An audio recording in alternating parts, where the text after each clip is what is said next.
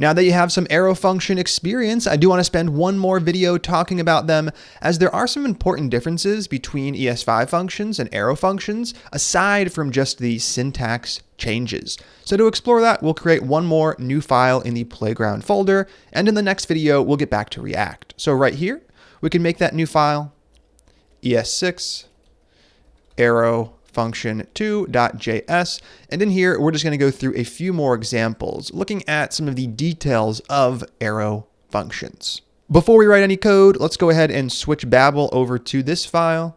I'm going to shut down the previous command, load it back up with the up arrow key, and we're going to go ahead and just tweak the file name from ES6 arrow function to ES6 arrow function 2.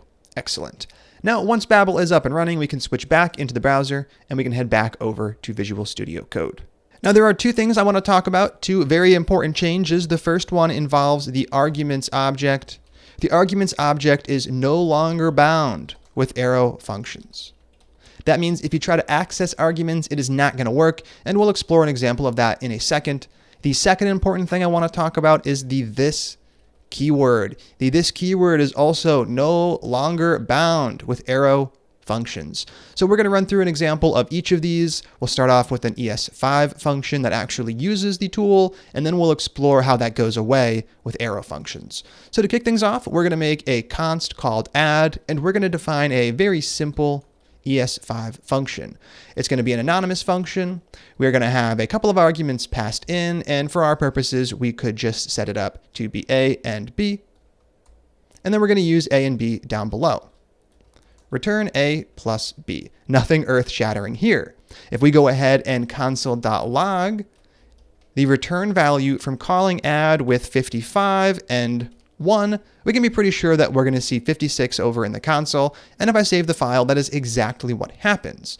Now, in the past, you might have explicitly defined all of the arguments that got passed in. Here, I explicitly say the first one should be A, the second one should be B, and that allows me to access them by those names below, but for the longest time, we've also had access to the arguments object, so console.log arguments. This prints out all of the arguments passed to a function regardless of what's defined in the arguments list. So if I run this, we're going to see just the first two, 55 and 1. But if I were to pass in other ones, like 1001, even though it's not named here, it's still going to be accessible inside of arguments. Now we no longer have access to arguments inside of arrow functions. So let's go ahead and convert this over to an arrow function with a few keystrokes. First up, we got to remove the function keyword. There's no name, so there's no need to remove that. And then we start off with our arguments list like we do in arrow functions, followed by our arrow, and followed by our function body. So the arguments list and the function body, they haven't changed at all. We've just switched it over to an arrow function, but if we rerun the program, we can see we're now getting an error. Reference error. Arguments is not defined. So when you're using arrow functions, you're no longer going to have access to arguments. If you do find yourself needing arguments, you're going to want to stick with an ES5 function instead. And now let's talk about the this keyword, because that is also no longer bound. We're going to run through an example that starts off with ES5 functions, and then we'll look at how we can switch some of them over to arrow functions, and we'll look at the specific implications of actually doing that. So to kick things off, what we're going to do is create a new const, and we can call this const user, and we're going to define a few properties as well as a method, so a function on this object. Let's create that empty object and start adding on the properties. We're going to start off with 2. These are going to be name and cities. Name can be set equal to a string, and we can just use our first name. And cities will get set equal to an array of strings. And we can just add a few cities that we've lived in, try to add more than 1. So right here, I'll add Philadelphia. I'll also toss in New York, and I'll wrap things up with Dublin. Perfect. So this is the data that's going to live on the user object. The last thing we're going to add on the user object is a method, so a function defined on an object property. Right here, let's call that one print places lived. And this is going to print a message for each place I've lived. So with this data, I would get 3 console.logs over here. Andrew has lived in Philadelphia, Andrew has lived in New York, and Andrew has lived in Dublin. And we're going to set that up by setting the value equal to an ES5 function. We'll use an anonymous function, and in here we will access these values. Now we know that when we use a regular function and we define it on an object property, the this keyword is bound to that object, which means in my case, I have access to values like this dot name or this dot cities. I also have access to this dot print places lived, which is the function that I'm currently inside of. Let's go ahead and log both of these out. Console.log this dot name right here. And down below, I'm going to wrap this dot cities inside of a console.log as well. And if I run this function by calling it down below, we can see what happens. So user.print places lived. It doesn't take any arguments, so I will call it with no arguments. I'm going to run the program. And right here, we do indeed get our name and our array showing up. Nothing too interesting yet, but now we actually want to go ahead and create that functionality that logs out the message for each city. To do that, I'm going to loop over cities. I'm going to loop over that array using the for each array method.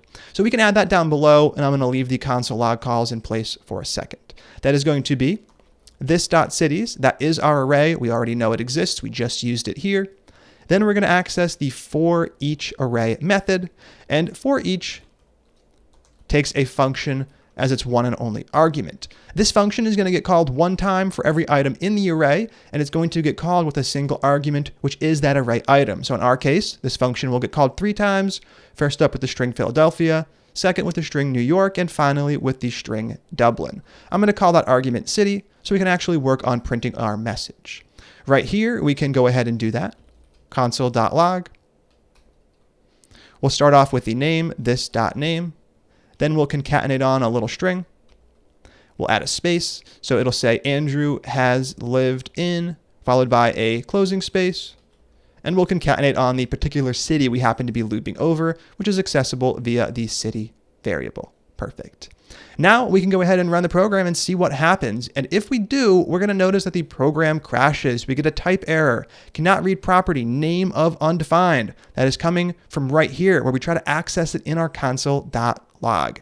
So as we know, when we add a function onto an object property, the this value is bound to that object. When we just define a regular anonymous function like this, there is no bound this value, and it gets set equal to undefined. So this.name is accessible right here, but it's not accessible down below. Now there are a ton of workarounds that have existed for a long time. A popular one is to create a new variable called that, set it equal to this, and then we can access that wherever we want, including in our nested functions. So I could access that.name, which we just defined right here. And if I run the program, this is indeed going to work, but we're using a workaround. So over here in the console, we do indeed get the correct message. With ES6 arrow functions, your functions no longer bind their own this value. Instead, they just use the this value of the context they were created in. So if this were an arrow function, it would just use its parent's this value. So there's no need for this workaround. We can go ahead and prove that. I'm going to remove the that variable, and I'm going to switch this back over to this.name. And remember, this is the program that does not work. We get an error in the console. But if we switch this over to an arrow function, it is going to work. Right here, I'll remove the function keyword, starting off with my arguments list. I'll toss in the arrow, and we already have our function body set up. I'm going to save the file, the program's going to rerun, and we're getting Andrew has lived in Philadelphia, Andrew has lived in New York, and Andrew has lived in Dublin. All of the data is showing up correctly. There are no errors in sight. So the fact that an arrow function doesn't bind its own this value is actually really useful. Now, there are places where you don't want to use arrow functions for that exact same reason. A good example is a method like the print places lived method itself. Let's go ahead and switch this over to an arrow function and see what happens. Right here, I'll remove the function keyword. I'm going to set up the arrow followed by my function body and save the file, and that's going to cause the program to rerun. Here we're getting a type error, cannot read property cities of undefined, and if we dive into the code, we can see that is coming from right here. We are trying to access cities of undefined. Why are we getting that? We're getting that because this arrow function doesn't bind its own this value, so it's no longer equal to the object. It goes up to the parent scope, which is the global scope, and in that case, this is indeed undefined. So if we do want to use this, we want to switch over to an ES5 function. So I'm going to undo my changes, removing the arrow function and adding the function keyword back in. I can save the file, and once again, we're in a nice place. The program is working as expected because we do have a this value bound here, and we don't rebind it down below. Now that can all be really confusing at first, but I promise we're going to get a ton of real-world experience with arrow functions, so we'll see how this plays out in real-world applications throughout the course. We saw that we were not able to convert this function over to an arrow function because we would lose access to this.cities, but there actually is a new syntax for defining methods in ES6. This is the ES6 method definition syntax, and it allows us to clean this up a little bit. So we're going to be able to remove everything from before the colon to before the arguments list. Now that's going to look really weird at first. This is what it looks like, but this is indeed completely valid. If we wanted arguments, we would just type them in. In this case, we don't need any, which is why the arguments list is empty. If we go ahead and save the program, we can prove that this still works. So this method, like we defined here, has all the same characteristics of an ES5 function. We do have access to arguments, we do have access to our own this binding, and that is why the program still works. So in a lot of places, we're going to be using arrow functions. If we're defining methods on objects, we can use this new syntax, and that pretty much means we're never going to use the function keyword ever again. Is there anything inherently wrong with it? No, it's not broken. It just has some quirks, and it no longer serves as much of a meaningful purpose as it did in the past. And that's very similar to what I mentioned about var. var is not broken, but we have cont and lets. They're better, so let's go ahead and actually use the better thing. The last thing I want to do together is to make a quick tweak to print places lived. Then we're going to go ahead and move on to a challenge that you'll go through down below. Now, what I want to talk about real quick is the most popular array method we're going to be using in the course. It's actually not for each, it is map. Map is an array method like for each, but it works a bit differently. So let's go ahead and explore that. What we're going to do is access this.cities, which is the array, and then we're going to use the map method. Now, map, like for each, gets called with a single function. This function gets called one time for every item in the array, just like for each. And we have access to that item via the first argument. So I can name this one city. The difference is that for each just lets you do something with each item, like print it to the screen. When you use map, you can actually transform each item, getting a new array back. So before we provide any body to that function, let's create a place for the new cities. So I'm going to call this one city messages, and we're going to set it equal to the value that comes back from calling map. Now, if we were to return city, we would create a new array with the exact same values as the old array. But let's go ahead and set this up so we can actually see that. Right here, we're going to remove for each, and we will return city messages instead. Now, we currently don't use the return value, but we can, and we can just take it and wrap it in a console.log. I'm going to open the parentheses over here and close it over here, save the program, and what are we going to get over inside of the console? We get the array printing to the screen. We have our first item, our second one, and our third one. When we use map, though, we can actually transform the item. So, for example, I could concatenate on an exclamation mark. That is going to get added on to each and every item in the array. And if I rerun the program, we can see that all of them have that tacked on to the end. Now, that's not particularly useful, but what is useful is generating those little messages right here inside of map. So we can set things up. We can access this.name once again. We can concatenate on our little string message, has lived in. Then we can concatenate on the city. And that is going to return an array of those messages we just saw. So here we have Andrew has lived in Philadelphia, Andrew has lived in New York, and Andrew has lived in Dublin. And this is going to be essential for almost everything we do inside of the course. We're going to be using map extensively. It takes an array, it lets us provide a function that transforms each item, and we get back a new array with the transformed items. The map method does not affect this array at all. So in our case, this.cities is identical to what we have right here. Now we can simplify this. There's no need for a variable. We can just return that new array directly by removing all of that and adding the return keyword up front. And that allows us to remove this down below. We can even take this one step further because we have a function, an arrow function, that just returns some expression. So we can use the shorthand syntax. Right here, I can take my expression, I can copy it to the clipboard, I can remove everything inside of the curly braces, including the curly braces themselves, and I can just paste that expression right there. Now we have a much more concise version of what we had before, but we are getting the exact same data back. So map is super handy. Now it is challenge time. That's going to happen right here. Challenge area. Much like we have up above, you're going to be making an object that has some data on the object, and there's also going to be a method that accesses that data, and you're also going to have to use map with an arrow function. So right here, let's go ahead and dive into the challenge area. I'll kick things off for you by creating the const multiplier. Multiplier is going to allow us to create a little multiplier utility, and there are three things we're going to define on here. Well, three things that you're going to define. First up is an array of numbers. So this is just going to be an array of numbers that we want to multiply. And then the second value is going to be a single number, and we're going to call that multiply by. Multiply by is a single number. And the whole goal is to actually run that multiplication and get a new array back. So if I had the numbers 1 and 6 and multiply by was 2, I would expect an array back with 1 having been doubled to 2 and 6 having been doubled to 12. Now all of that is going to happen inside of the method that you're going to define. This one is going to be called multiply. Multiply is going to return a new array where the numbers have been multiplied.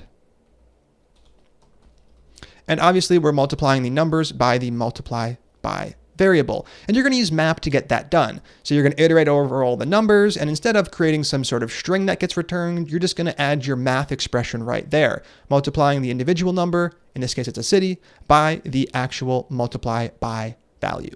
Now I'll give you the function call down below so we can make sure we're all on the same page with that. That'll be console.log to print it to the screen. We want to access something on the multiplier object. It is the method multiply, which doesn't currently exist. It's not going to take any arguments. It's going to be your job to actually fill that one out. So take some time to add these three properties, set up your array of numbers, your single number, and your method. And when you call it, make sure you are getting the correct data back. So if I have an array of 1, 2, and 3, and my multiply by value is 2, I would expect an array to come back with 2, 4, and 6, all of those values being doubled.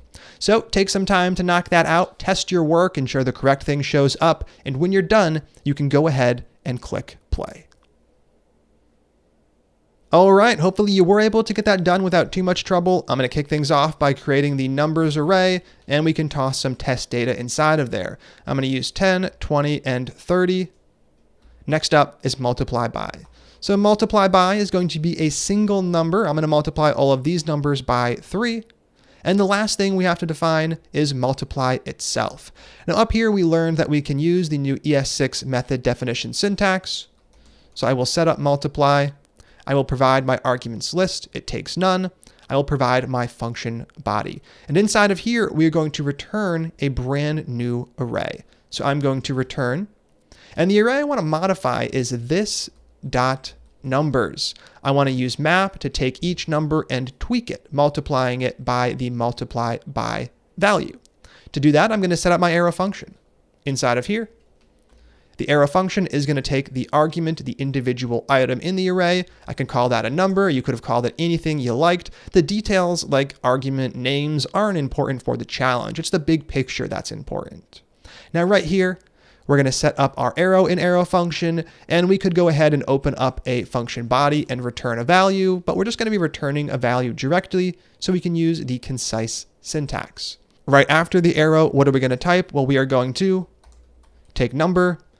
We're going to multiply it by this dot multiply by, and obviously this expression is implicitly returned when we use that arrow function syntax, so we're going to have that brand new array coming back. If I go ahead and save the file, the program is going to rerun, and right here we're getting 30, which is indeed 10 times 3, 60, 20 times 3, and 90, 30 times 3. And everything is working as expected. So there we go. That is your final arrow function challenge all wrapped up. Now that we've gotten some ES6 under our belt, let's go ahead and get back to JSX and explore how these ES6 features are really going to help us build out those React apps. I'm excited to get to it, so stay tuned. I'll see you next time.